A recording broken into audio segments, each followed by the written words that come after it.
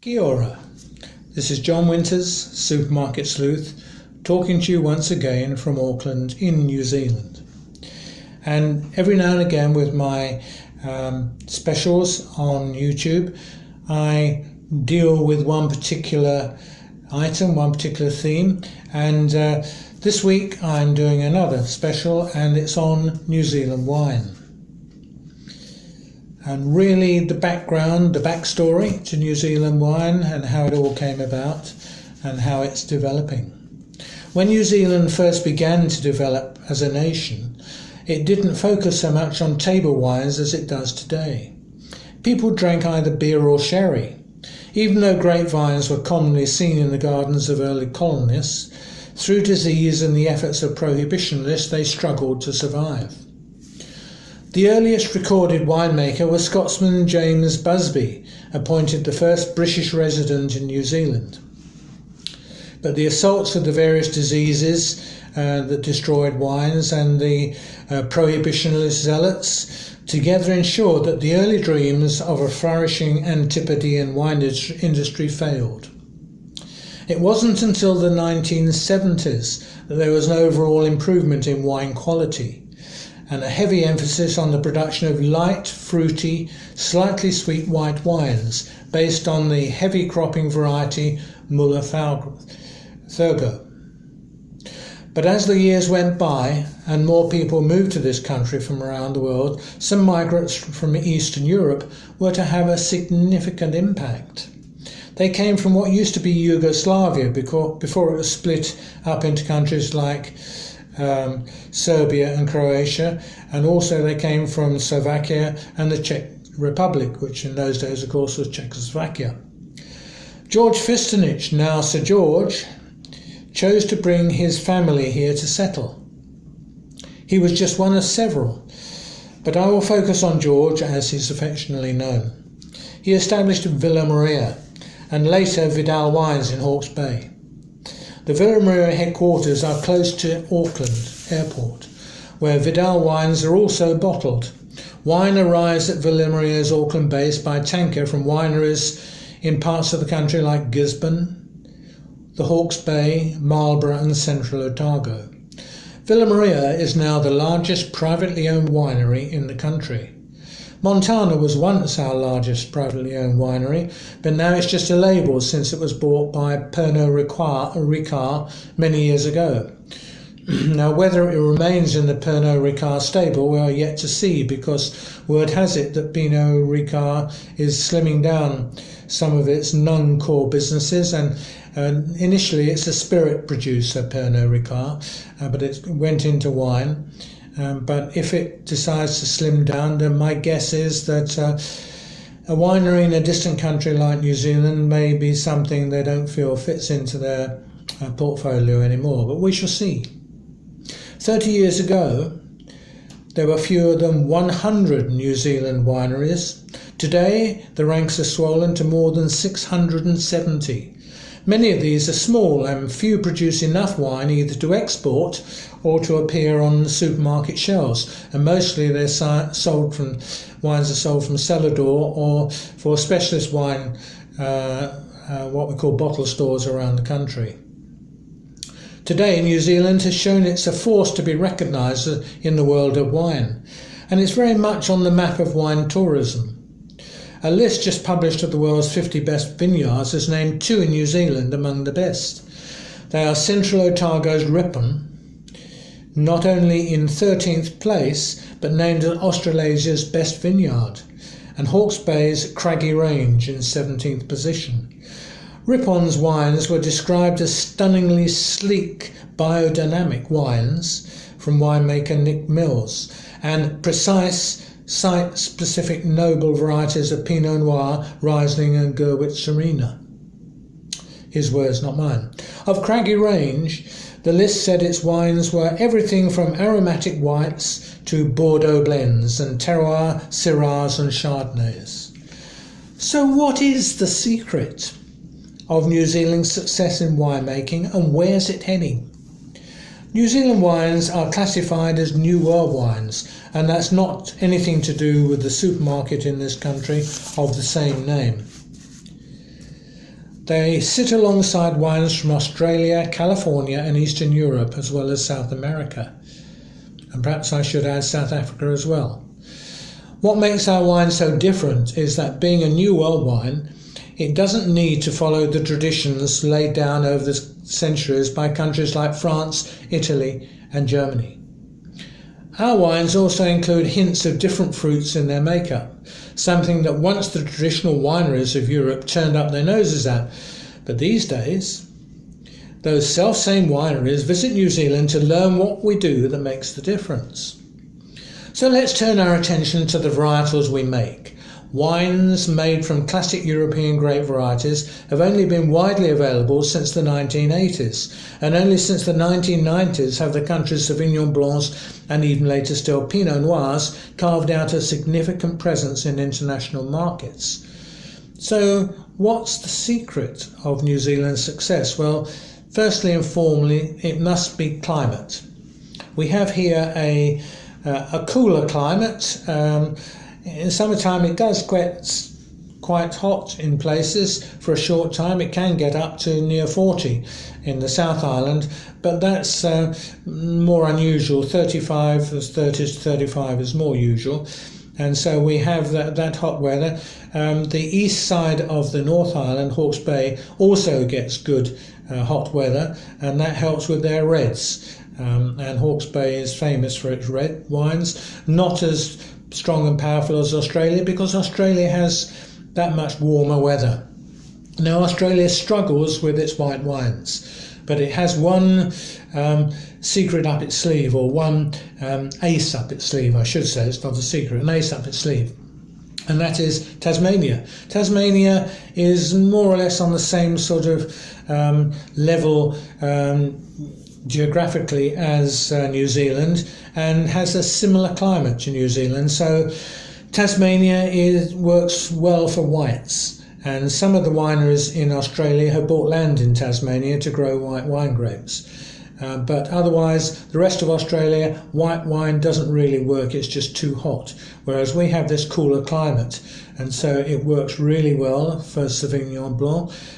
Sauvignon Blanc, the best area, if you're wanting to know, well, if I buy a wine from New Zealand, which area is considered the best? Well, that's Marlborough, which is in the top part of the South Island, and that's where our best whites come from. The whites do come from other parts of the country. Don't confuse Marlborough with Martinborough, which is in the lower North Island, but not too far away from Marlborough, and whites there can be almost as good. So Sauvignon Blancs there can be almost as good, and Sauvignon Blancs are grown in other parts of the country, but the best, I would say, go for Marlborough. Now, Pinot Noir is our number 2 wine internationally, and it sells well and has been growing considerably over the years. The best area for Pinot Noir is, of course, the lower South Island, which is Central Otago. Now, Central Otago Pinot Noirs are considered to be la creme de la creme of Pinot Noirs in this country. It's not to say that the other Pinot Noirs from New Zealand are not good. They are good, but these are ranked the best. So if you're looking for a good Pinot Noir, look for one from Central Otago. Now, Chardonnay is our number 2 white. Chardonnay is the best area for Chardonnays is Gisborne. Chardonnays grow really well in Gisborne, and Gisborne's Chardonnays have won many awards. So again, that's the best area, but once again, as I said before, other areas grow Chardonnays, so don't turn your nose up if you can't find one from Gisborne. But if you find one from Gisborne, then I would recommend, if you like Chardonnay, to go for it. Now, our third one used to be Riesling, but Riesling has since dropped because of the growth of Pinot Gris. Now, I can't give you an area for Pinot Gris yet because it's still early days for Pinot Gris, but certainly Pinot Gris is up and coming, and it's the what is Pinot Gris? Well, it's an Alsace-style wine from the Alsace region of France, so good with fish, and possibly if you like white meat and eat a lot of white meat, with white meat too. So Pinot Gris is a really nice wine, if that's what you like. Now, Gewürztraminer is up and coming as well, slightly sweeter wine, which is nowhere near as high up the chart as Chardonnay or Riesling or Pinot Gris. Now, rosé. Now, rosé is an interesting one, because when I came to New Zealand in 1999 and I went to my local supermarket to find a rosé, I think there were 3 or 4 rosés on the shelf, including Mathieu's rosé, and some New Zealand ones, but they were mixing red wine and white wine to create it, so it wasn't a true rosé.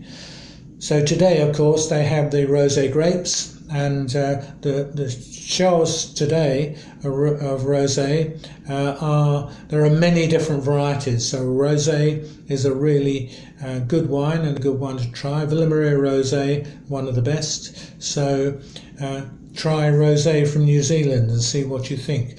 I think it's the British influence, the English influence that's created this demand for rosé.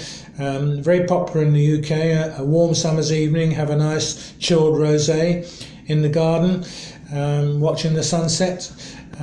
Nothing better. So I think that's what's helped the growth of rosé. Now, Merlot. Our Merlots are also good and are worth a try. And Syrah. Now, what is Syrah? Well, Syrah is the equivalent of Australia's Shiraz. They call it Shiraz, we call it Syrah. But it's more or less the same sort of wine. So if you want to go for something different, a Syrah and a Merlot from Hawke's Bay, and I would recommend those good wines. Now, how does our wine develop? Well, this is an interesting one, because when a new varietal is coming along, like Pinot Gris, good example, lots of the wineries are making it and producing it, and obviously the taste varies between the wineries. And so this was something that, way back to the development of Sauvignon Blanc, this was something that the wineries were concerned about. Why? Surely the more variety, the more flavours you have, the better. No, doesn't work like that. If you were to buy a Sauvignon Blanc, let's use that one as an example, before we had developed it fully, from a New Zealand Sauvignon Blanc, and you didn't like it, so I don't really like this, then as far as you're concerned, New Zealand Sauvignon Blanc is not very nice. So what they did was they got all the wineries together through the Wine Growers New Zealand, and they worked out a standard for Sauvignon Blanc. So from there on in, the Sauvignon Blancs would all taste very, very similar. Not enough difference in them to notice, really. And that's what will happen with Pinot Gris.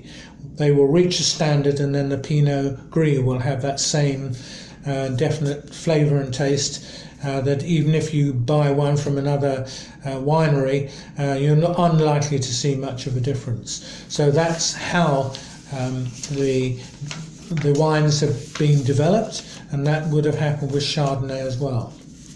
So now let's turn to presentation. New Zealand set the wine world alight by deciding to trial the use of screw caps. Now, traditionalists in Europe shuddered. They were horrified by the idea of wine under screw cap. Wine was always bottled under cork, and that was the tradition, and you didn't have it under screw cap. It made it nothing more than like a bottle of diluted fruit drink or a beer that's under screw cap, and it lost its snobbery appeal, shall we say, having it under screw cap. It became, to them, it became common, just a common drink that's not really a traditional wine you would respect. Well, what was the benefit? Why go to screw caps? I mean, wine had been under cork for years. And the reason was, now and again, as you may have done yourself, and others that I've done, and others have done, you decide, you get a wine at a restaurant and you say, oh no, sorry, this is corked, don't like this, and send it back and ask for a new one. And that costs the restaurant, because they can't go back to the winery and say, oh, this was rejected, so they have to bear the cost. With screw cap, you don't get corkage, you don't get corked wines. Every wine, once you unscrew that cap, is perfect. And that was a great boon to the restaurants. And so you can imagine that they loved it, because I know it did away with this business of pulling out the cork from the wine, that sort of theatre, shall we say. But then it meant that the wines were perfect every time, and so much easier and less time consuming for the wine waiter. So screw cap wine has gradually spread through the world. You see, New Zealand is a country which has no hesitation in breaking away from tradition. Why should we keep tradition? We're a young country, so why should we be traditional? We should try new things. That's what new countries do, new companies do. So that's what we do. Screw caps stop wine being corked. No longer did restaurants have to replace the corked wines, and it was a boon for the hospitality industry. Now wine all over the world is under screw caps. We threw out tradition in the interests of good wine every time. So next time, when life returns to some form of normality, you enjoy a visit to a restaurant, why not give our Sauvignon Blanc, Chardonnay, Pinot Gris, Pinot Noir, Merlot or Syrah a go? I promise you, you will not be disappointed. But I do implore you, if you prefer a nice Pinot Noir on a cold winter's evening with that nice steak or leg of lamb, then give our varietal from Central Otago a whirl. If you're a Pinot Noir fan, then I can promise that you will not be disappointed. And if you really want something special, choose either the Ripon label or the Two Paddocks label, which is owned by renowned film actor Sam Neill. Now, just to say one thing before I leave you with the thoughts of New Zealand wine. Neither Sam Neill nor Villa Maria or Vidal are paying me to promote them. Having visited many wineries around the country and Villa Maria many times, I've seen so much of what they do, and I have learned so much too. So I'm passing my knowledge over to you to say, well, why not have a go at New Zealand wines? I will suggest that you'll find that the Marlborough Sauvignon Blanc and the Central Otago Pinot Noir may be a bit higher priced than some of the other New Zealand wines, but you pay for the quality. Well, that's it for now. Have a good week, and I'll be back with my normal coverage again next week. Bye for now.